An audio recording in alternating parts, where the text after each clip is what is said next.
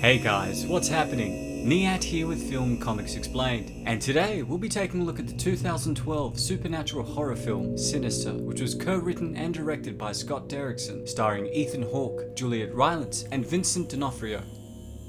Now, the film Sinister revolves around fictional true crime writer and horror enthusiast Ellison Oswalt, who discovers a box of home movies depicting grotesque murders in the attic of his new home, unknowingly putting his entire family at risk in the process. The horror genre has been around for some time, and the belief that pictures and films could be possessed or cause possession are all concepts that have persevered through the ages. The release of the controversial Rosemary's Baby in 1968, The Exorcist in 1973, and The Omen in 76 led many people to believe that the films, along with the footage of the films, were all possessed by the devil.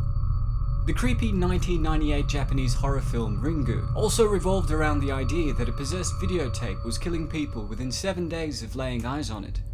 Made on a budget of only $3 million, Sinister was conceived by co-writer Robert Cargill, based off the nightmare he developed after watching the incredible Ringu. In his dream, Cargill discovered a film in his attic which depicted the hanging of his entire family, an image that rocked him to the core and became the setup behind the movie itself. I'm going to be talking about the major plot points during this breakdown, so if you haven't seen the film yet, please watch it before continuing this video.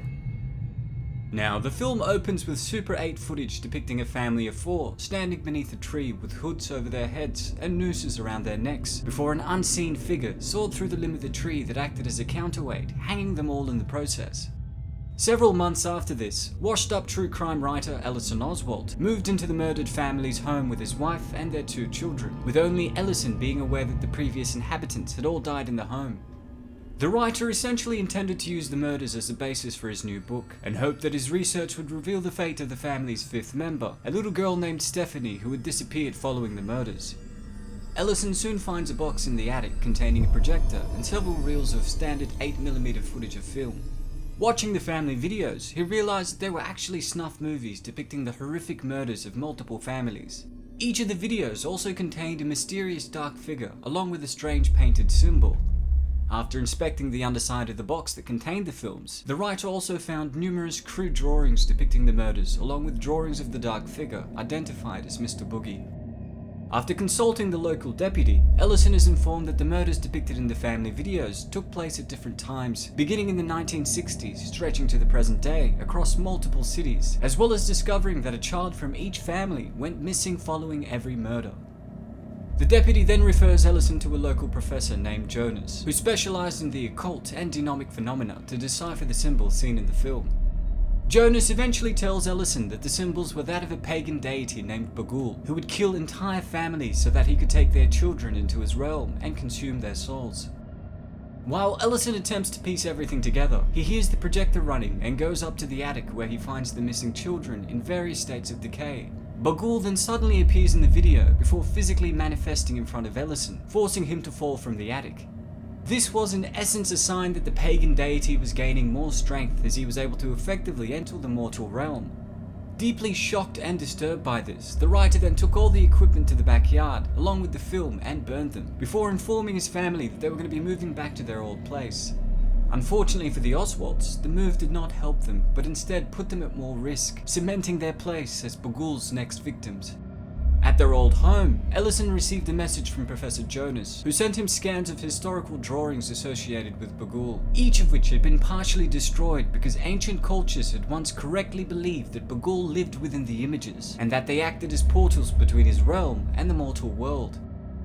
The writer then finds the projector and film that he'd previously destroyed in his attic, along with a new envelope of film labelled Extended Cut. While attempting to clip the pieces of film together, Ellison then received a disturbing call from the deputy, who informed him that he shouldn't have moved back to his old place. This was because every family seen in the murders had previously lived in the house where the last murder had taken place, with each new murder occurring shortly after the families moved into their new residence. This essentially meant that by moving back to their old home after living at the site of the previous murders, Ellison had unintentionally turned his family into the next line of victims of Bughuul. Oswalt then watches the extended cuts of the films and finds the missing children revealing themselves to be the killers prior to disappearing suddenly. Before he has any time to react, he then begins feeling lightheaded, finding a note reading "Good night, Daddy" and green liquid inside his coffee cup before losing consciousness, as his youngest daughter Ashley stood over his body. After waking up to find his wife, son, and himself all bound and gagged, the young Ashley approached her father holding the 8mm camera and promised him that she would make him famous again, prior to killing her family and watching a projection of Bagul's previous victims.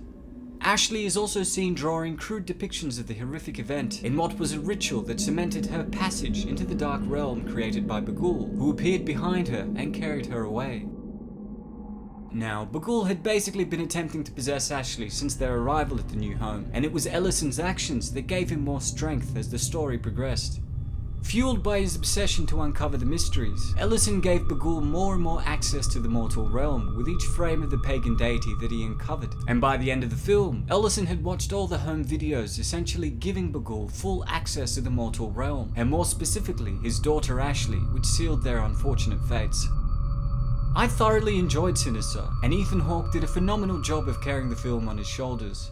The outstanding Vincent D'Onofrio also helped give the film some weight, while the unsettling musical score, original premise, and solid direction from Derrickson made for a nightmarish experience.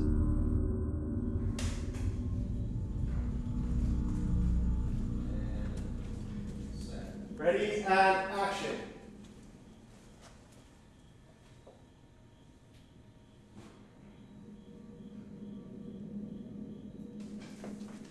Set. Ready and action. And laugh. And look at him again. Cut. Good. That was really good. Let's do one more, and I want to do it at 48 frames, and Ethan, I want you to walk twice as fast. Okay, cool. Yeah. All right, here we go. 48 frames. In developing the design for Bagul, Cargill initially kept to the idea of a sinister incarnation of Willy Wonka, one that was quickly abandoned once he realized the audiences might find the antagonist non-threatening and silly. The co-writer then began to conceptualize a new take on the boogeyman, before Bagul was finally agreed upon. Both Cargill and Derrickson also agreed that it was important to make Bagul a pagan deity rather than a typical demon in order to place the narrative outside the conceptual scope of any particular religion. With that in mind, Bagul did closely resemble Wiro, who in Maori mythology was a god of the underworld who inspired and often manipulated people to do evil things. Looking for inspiration that could encapsulate the look of Bagul, Derrickson searched through thousands of images before narrowing it down to a handful that resembled the makeup and costumes worn by black metal musicians. Principal photography for Sinister began in autumn of 2011 on Long Island, with the Super 8 segments being shot first, using actual Super 8 cameras and film stock to ensure that they maintained the correct aesthetic for the home video scenes. I also thought it was interesting that there was a character named Fran, played by the incredible Angela Bettis, that was unfortunately completely omitted from the final cut of the film. Playing Ellison's neighbor in the deleted scenes, she explained that her husband was good friends with the murdered family, and though they were all loving people, there was something that she always found odd about the family's youngest daughter, alluding to the eventual discovery that she was in fact responsible for her family's death. Now, I understand that this reinforced the notion that the children were responsible, and this led to why it was deleted, with Derrickson not wanting the ending to be so overt. However, in doing this, I think we lost a lot of valuable information that added depth to the film, and revealed a lot about Ellison's nature. In one of these scenes, Oswald revealed that once he started writing a book, everything including his family was an afterthought. This honestly made me less sympathetic towards him, and even instilled a feeling of dislike towards his character. With that in mind, since the story was a tragedy, not having a protagonist that we could be sympathetic towards would have made his eventual demise less significant, making me agree with the director's decision to leave these scenes out. They were such a nice couple. Real beer and barbecue, you know? What do you mean? I mean, back then this neighborhood used to be pretty tight. Movie screenings and block parties. They used to host more often than not. Beautiful girl, very sweet, but not like the rest of them. How so? Well, they were all very outgoing. The what you see is what you get type of family. How old are yours, by the way? Ashley's 7 and Trevor is 10. And what does your wife do? Stays out of my way mostly. What is that supposed to mean? Just, we're stay-at-home types. And she runs the house, I write. No, once I get to writing, the world just fades away. And it's just the mystery in the book I'm writing about it. That's gotta be hard on her. She does all right. She's tough. Well, that's all for today, folks. Thanks to all of you guys who requested we take a look at Sinister. If there's any other stuff you'd like me to check out, please don't hesitate to ask. Also, don't forget to subscribe and click the notification icon to stay up to date on all my content. As always, it's been a pleasure. Niyat here with Film Comics Explained. Thanks for stopping by.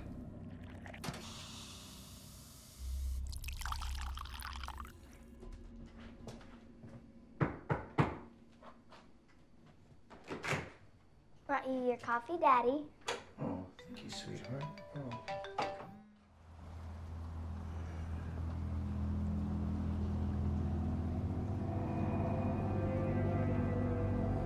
Mr. Oswald, sorry it took so long to get back to you. There's been so little written on Google that no one has actually bothered to scan any of this material before. Well, what am I looking at? You're looking at an engraving, an old sketch from the Dark Ages, and fragments of a deteriorating fresco. The ancient church believed that he would take possession of those who saw the images and cause them to do terrible things. Or in some cases, he could even abduct the viewer into the images themselves.